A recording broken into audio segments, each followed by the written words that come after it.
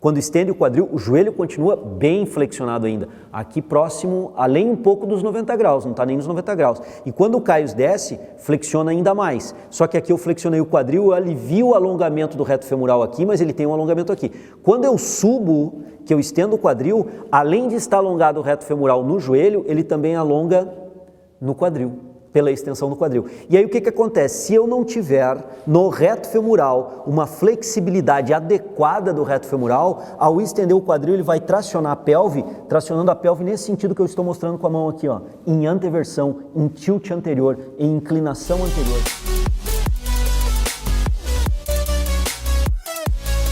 Treino em Foco responde, galera, 164, número desse treino em foco, são 164 videoaulas, contando com essa, contabilizando essa, respondendo vocês, tentando contribuir, trazendo alguma informação reflexiva de pensamento ou de conduta profissional ou lógicas aí.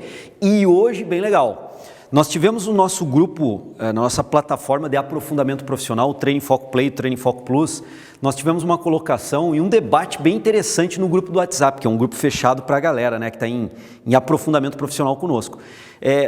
Um dos nossos alunos lá colocou que ele tem uma cliente, né, que ao fazer elevação pélvica, sempre executa uma hiperlordose lombar na elevação pélvica. E essa hiperlordose lombar ela ocorre normalmente no final da fase concêntrica e não há jeito. Ele orienta, filma, mostra para a cliente, no final do movimento da elevação pélvica sempre ocorre, nessa cliente em particular, uma hiperlordose lombar. E hoje eu vou trazer aqui para vocês, eu já discuti isso com a galera, mas eu vou trazer aqui com vocês uma das possíveis ocorrências cinesiológicas que está levando essa cliente a uma hiperlordose lombar. Então existem algumas condicionantes que nós temos que pensar e eu vou trazer uma condicionante, já que esse nosso aluno do Treino em Foco Play, ele já testou orientar, já deu feedback verbal, já deu feedback sinestésico tocando, já filmou a cliente, mostrou o movimento para que ela corrigisse, já usou várias estratégias de feedback e orientação, segundo ele não resolveu, né? Então talvez o problema não seja na capacidade da pessoa em entender o movimento. Talvez o problema esteja numa insuficiência passiva muscular, que eu vou discutir logo depois da vinheta com vocês. Você que é acadêmico ou profissional de educação física, está se inserindo no mercado de trabalho agora, quer atuar como personal trainer, mas não se sente seguro, tem várias dúvidas, gostaria de trocar informação com outros profissionais mais experientes, ter tutores para guiar melhor os estudos e a atividade profissional, nós temos o Treino em Foco Play, link na descrição desse vídeo para ajudá-los nessa dinâmica de trabalho.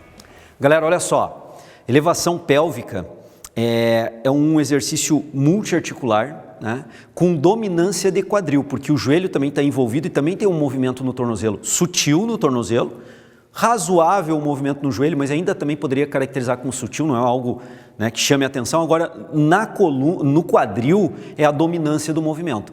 E a coluna vertebral, a ideia é que ela se mantenha durante a elevação pélvica com as suas curvaturas anatômicas fisiológicas normais, não se movimente. Então, o que está acontecendo, como eu coloquei antes, é que ao fazer a extensão do quadril, a elevação da pelve no exercício hip thrust de elevação pélvica, ao elevar a pelve e estender o quadril, ocorre no final ou próximo ao final desse movimento uma hiperlordose lombar, tá? Eu vou chamar o Caio aqui, nós vamos analisar alguns aspectos cinesiológicos que podem estar ocorrendo. Menino Caio, aqui nós vamos só demonstrar, não precisa, né? Não vamos botar quilagem, nada, porque aqui é uma análise cinesiológica do exercício. Então, o Caio vai entrar. Tu treina esse exercício, cara? Não. Então, assim, se o Caio errar alguns detalhes técnicos, aí ele não está habituado, mas assim, no geral, dá para entender. Então, executa aí o exercício. O Caio entrou, ele vai executar sem nenhuma orientação. Está mantendo o alinhamento da coluna. A dominância, como eu disse, é no movimento de estender o quadril e flexionar o quadril, que eu estou falando aqui, todo mundo sabe. Se nós observarmos o tornozelo, vocês vão ver que a perna movimenta-se em cima do pé parado. Aqui nós temos uma cadeia cinemática fechada, então há um movimento do tornozelo, então há alguma... Vejam bem, ó, a perna se movimentando, fazendo dorsiflexão e flexão plantar excêntrica, dorsiflexão concêntrica. Então tem movimento do tornozelo e o joelho tem também um leve movimento de flexão do joelho e extensão do joelho, mas a dominância está onde? No quadril. E aqui nós podemos considerar os efeitos positivos, né, do hip thrust aqui. Como eu tenho uma flexão forte de joelho, eu encurto fortemente o grupo isquiotibial no joelho e isso faz com que eles tenham uma relação comprimento-tensão para estender o quadril, porque também são extensores do quadril, fraca, porque eles estão muito encurtados no joelho. Então, na relação comprimento-tensão, diminui o poder, a potência. Na curva comprimento-tensão, leva o grupo isquiotibial à esquerda da curva com encurtamento e diminui a competência fisiológica sarcomial para estender o quadril, que é a dominância no quadril. Pode relaxar um pouquinho, Caio. E aí, o que acontece nessa condição, galera? Acontece que o glúteo máximo, que é também um forte extensor do quadril, aumenta a possibilidade e a necessidade do glúteo máximo atuar. Por quê? Porque há uma insuficiência, ou há uma insuficiência ativa do grupo isquiotibial, ou há, na relação comprimento-tensão, uma ação cinesiológica desfavorável para esse grupo. Fica muito encurtado. Se vocês olharem a curva comprimento-tensão, é como se eu pegasse a linha do comprimento normal da fibra e arrastasse para o lado esquerdo da curva. E isso faz então com que a competência fisiológica sarcomial das fibras do grupo isquiotibial diminua. Então não consegue produzir muita força, muito torque. Sobra para o glúteo arrastar o movimento. Isso é talvez um dos grandes pontos a ser frisado sobre a elevação pélvica. Agora vamos lá, vamos tentar entender o que estava acontecendo, ou uma das possibilidades para fazer a hiperextensão do quadril. Vamos lá, Caio? Vai estender, pode fazer 3, 4 repetições aí, ó. Flexionou o quadril, estendeu o quadril, flexionou o quadril, analisem bem agora joelho e quadril, essa relação, joelho, quadril, joelho, estendeu, segurou, Caio. Nessa condição, pesado aí ou dá para ficar segurando? Nessa condição de estender o quadril, quando eu estendo o quadril, eu já tenho um grau de alongamento razoável do reto femoral, certo? Porque ele é flexor do quadril, eu estou com o quadril estendido, desce lá. Quando eu flexiono o quadril, eu encurto o reto femoral. Como ele é flexor do quadril, eu estou flexionando o quadril, ele está encurtando. Agora sobe, eu estendo o quadril, alongo o reto femoral. Só que o reto femoral, obviamente, todos nós sabemos disso, ele é componente do quadríceps. E sendo o reto femoral componente do quadríceps, o que está acontecendo no joelho? Durante todo o movimento do hip thrust aqui, pode descer, Caio. Ó, fez a flexão do quadril, olha o joelho, bem flexionado, sobe. Quando estende o quadril, o joelho continua bem flexionado ainda, aqui próximo, além um pouco dos 90 graus, não está nem nos 90 graus. E quando o Caio desce, flexiona ainda mais. Só que aqui eu flexionei o quadril, eu alivio o alongamento do reto femoral aqui, mas ele tem um alongamento aqui. Quando eu subo, que eu estendo o quadril, além de estar alongado o reto femoral no joelho, ele também alonga no quadril, pela extensão do quadril. E aí o que acontece? Se eu não tiver no reto femoral uma flexibilidade adequada do reto femoral, ao estender o quadril ele vai tracionar a pelve, tracionando a pelve nesse sentido que eu estou mostrando com a mão aqui, ó, em anteversão, em tilt anterior, em inclinação anterior. Quando inclina anteriormente a pelve, faz a anteversão, por quê? Porque o reto femoral é um anteversor pélvico também. E como ele foi exigida a elasticidade dele, a flexibilidade dele no joelho, fortemente, e é exigido também no quadril, se ele não tiver uma boa elasticidade, uma boa flexibilidade, ele vai até o limite da sua extensibilidade, dali ele não passa, e quanto mais o Caio estendeu o quadril, ele não tem como ceder para estender o quadril, ele traciona a pelve, de novo, ó, em anteversão. E ao anteverter a pelve, ao fazer a tilt anterior da pelve, eu gero, consequentemente, porque a pelve tem conexão com o sacro, L5, L4, L3, ao fazer a anteversão da pelve, eu levo também a coluna vertebral, pode baixar agora, Caio, eu levo também a coluna vertebral a uma hiperlordose lombar. E isso tende a ocorrer quanto mais o Caio ou o praticante estender o quadril, mais vai exigir a flexibilidade do reto femoral, até um ponto de entrar em insuficiência passiva, o reto femoral não consegue ceder mais em extensibilidade, aí ele trava naquela posição e começa a tracionar a pelve para que para que eu possa subir mais a pelve só na condição dessa pelve antevertendo. Então isso pode estar acontecendo não só no cliente do nosso aluno do Treino Foco Play, mas pode estar acontecendo com o cliente de vocês. Se vocês já usaram várias estratégias e não está funcionando, pode ser uma insuficiência passiva do reto femoral, ou até mesmo do ilho-psoas, que embora monoarticular, se ele estiver encurtado, ele pode também causar o mesmo efeito. Ao estender o quadril, Caio, mostra aí de novo, só quero mostrar aqui um detalhezinho da extensão do quadril.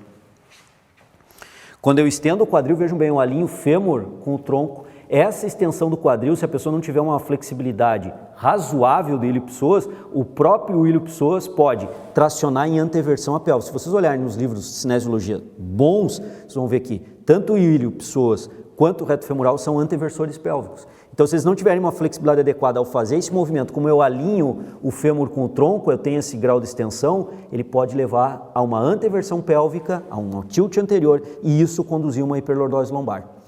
No caso, como que resolve isso, galera? Trabalho de flexionamento, né? Eu tenho que fazer um trabalho de flexionamento para o ilho-psoas e tenho que fazer um trabalho de flexionamento para o reto femoral.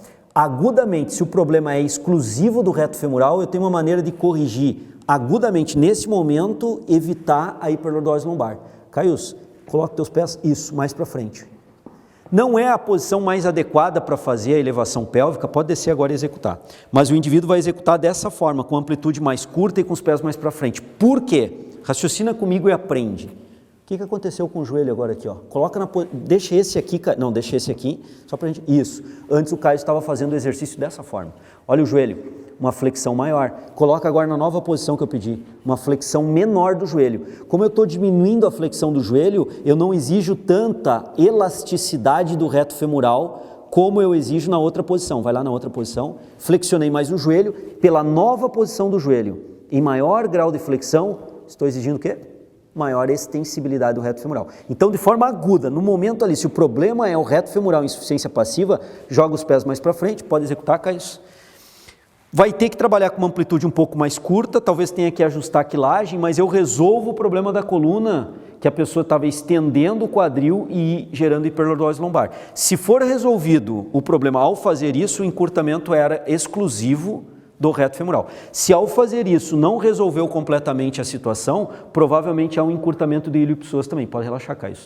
E aí nessa condição, aí é o trabalho de flexionamento que eu preciso fazer, né? Então vejam bem, minha estratégia de conduta, num primeiro momento jogo os pés para frente e observa, corrigiu, pô, então parece ser um aspecto do reto femoral, porque lembrando, o nosso aluno do Treino Foco Play, ele já usou várias outras estratégias e nenhuma foi positiva em termos de correção dessa hiperlordose lombar. Então, a partir disso, ele começa a lançar mão de outras estratégias. Eu estou trazendo outra estratégia na videoaula de hoje. Pode ser uma insuficiência passiva de reto femoral e ilho-psoas. Se for de reto femoral, coloca-se os pés um pouco mais para frente, libera um pouco o alongamento no joelho, não se exige tanto do alongamento do reto femoral no joelho, permitindo que ele possa ser um pouco mais alongado no quadril. E aí elevando o quadril sem fazer a anteversão da pelve e não conduzindo, portanto, a uma hiperlordose lombar. Se isso acontecer, ok, eu faço um trabalho crônico de flexionamento do reto femoral, mas eu resolvo agudamente os exercícios colocando os pés, pelo menos momentaneamente, mais para frente. Momentaneamente é durante 1, 2, 3 microciclos, enquanto eu desenvolvo nesses mesmos microciclos a flexibilidade do reto femoral. Se eu colocar os pés mais para frente, mesmo colocando os pés mais para frente, o indivíduo não conseguiu corrigir ainda, levanta-se uma segunda hipótese, pode ser encurtamento então não do reto femoral, mas sim do ilho-psoas. E aí a anamnese que vocês fizeram com esse cliente é fundamental. Esse cliente passa muito tempo do dia sentado.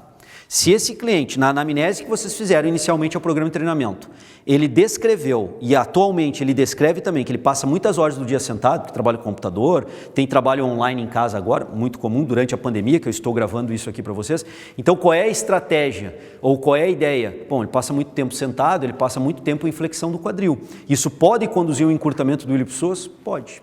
E aí, cabe então um trabalho de flexionamento, de extensão do quadril, para um trabalho de flexionamento do ilho-psoas. Se for esse o problema, e os indicadores mostram que possivelmente seja esse o problema, ao longo do desenvolvimento da flexibilidade, esse indivíduo vai melhorar a competência dele em fazer a elevação pélvica com os pés mais para trás um pouco, com o joelho um pouco mais flexionado e vida que segue. Então, essas são as condutas que eu tenho que ter em termos prescritivos, mas eu tenho que ter um diagnóstico. Então, eu tenho que analisar um pouco a execução do exercício, modificar um pouco os pés, observar a resposta motora e, em cima disso, raciocinar quais são as possibilidades. Insuficiência passiva de reto femoral e ilho-psoas, só de reto femoral, só do ilho-psoas, e qual é a conduta que eu vou obter a partir disso, como eu relatei na videoaula de hoje para vocês. Lembrando que essa dúvida surgiu no nosso grupo do WhatsApp, exclusivo para os nossos alunos Treino Foco Play, Treino Foco Plus, que estão em aprofundamento profissional, é um programa de aprofundamento profissional. Convido vocês a conhecer, convido vocês a se tornarem nossos alunos, nos darem o prazer, a honra de poder, junto com vocês, alavancar a carreira de vocês, discutir tecnicamente e estrategicamente o desenvolvimento da carreira de vocês. Treine Foco Play, Treine Foco Plus é o nosso programa de aprofundamento profissional e qualificação profissional. Venham conhecer, venham ser nossos alunos, tenho certeza que vocês vão gostar e principalmente vão evoluir junto conosco na carreira profissional, se diferenciando no mercado. Tá ok, galera? Valeu! Em algum lugar desse vídeo, aqui na descrição, em algum lugar desse vídeo tem link para vocês conhecerem e entenderem melhor o Treine Foco Play e o Treine Foco Plus. Tá bom? Valeu, obrigado, um abraço, espero ter contribuído com vocês. Um abração, até a próxima.